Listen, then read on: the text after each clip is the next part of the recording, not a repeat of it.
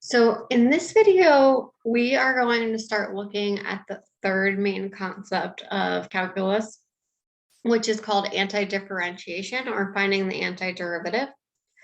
So the idea behind this is now we're going to be given the derivative f prime of x, and we want to find f of x, which is the original function. And this process is called antidifferentiation. We're going backwards. Instead of taking the derivative, we're finding the antiderivative. So we're starting with the derivative, we're finding the original. Now, a lot of textbooks love to use this notation with capital F versus lowercase f, which I understand for most students is very confusing, but it's used throughout, so I just want to address it shortly. So generally, they let lowercase f of x be a function, and they define lowercase f of x as the derivative of uppercase f of x. And therefore, uppercase f of x without the prime is the antiderivative of f of x. So this represents the derivative, the lowercase, and then this capital F of x represents that antiderivative. I believe it's easier to just use like lowercase f prime and lowercase f of x, but this notation will come up, so I wanted to introduce it. So what I recommend is just kind of pausing the video and seeing if these are my derivatives, if you could figure out what the original function is that you would take the derivative of and get this. So I'd recommend pausing and trying to figure it out and then checking your answers with what I have. So if we think about 5x to the fourth, usually we know that if I need the exponent to be one more, because we always subtract one when we take the derivative, so it'd be x to the fifth. And if you think about it, okay, if I take the derivative of x to the fifth, I would get 5x to the fourth. So that's the original function.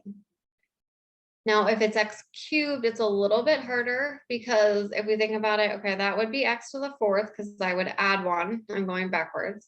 But if I like on the side over here took the derivative of that, I would get 4x cubed. And so this 4 is an issue. And so we need that 4 to be a 1. In order for that to happen, we'd have to divide by 4. So that means this original function would have to be over 4, or you could say 1/4 in front, in order that if I take the derivative, then the 4 is reduced to 1. So I just have x cubed. So 10x to the fourth, kind of the same thing. Start with the exponent. Well, I know that would have to be 5, because if I take the derivative, then I would get a 4. And usually I would bring that, and if I think about the derivative of x to the fifth, I would have 5x to the fourth. I want it to be a 10, so I would have to have this constant in front in order to multiply it, and I'd multiply it by 2. So this would be like 2x to the fifth, because 2 times 5 is that 10, and then x to the fourth. And then if you think about a constant, like how I get a constant, it's always that constant and then just the variable x. So the derivative of 10x is 10. So there is actually a rule we could think about. This rule works for x to some power where n is a constant. So it is a number. It can't be -1, and we'll see why in a different variable in a different video why -1 doesn't work. So the general rule is if we have the derivative x to the n, the original function would be adding 1 to the exponent and then dividing by that new exponent. And that's that power rule for antiderivatives. Now, if we have the antiderivative of a constant, so let's first think about what is the derivative of a constant. Well, the derivative of constant is 0. So when we take the antiderivative, we say it's just some constant c. So if my derivative, and this time they're using the capital F notation, but if capital F prime of x is 0 for all x in the interval, then the antiderivative would be some constant. And we usually just say c because we don't know what it is unless they tell us a point on the graph. So we'll just say that it's c. So if we think about, though, when we take the derivative of functions that have constants at the end, those constants go away. So if I find the derivative of these three functions, like x squared plus 2, that derivative is 2x. The derivative of 2 is 0.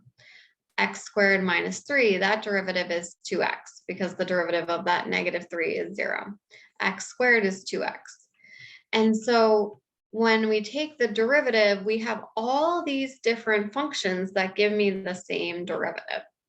And when we're taking the antiderivative, I don't really know which one it is. Like it could be x squared, it could be x squared minus 3, it could be x squared plus 2.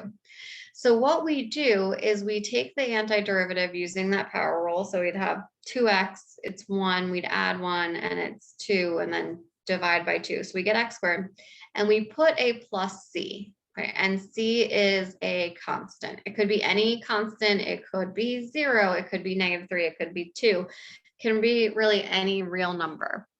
And we put that anytime we take the antiderivative. It's very important to put that and not forget it, because it reminds us that there could be something there in the original function. And sometimes we have to find it. So in all the previous problems, I am going to go back and put my plus c when I'm taking that antiderivative. Okay. So that's an introduction. We'll get more into notation and how to find the antiderivative of some other functions in the future videos.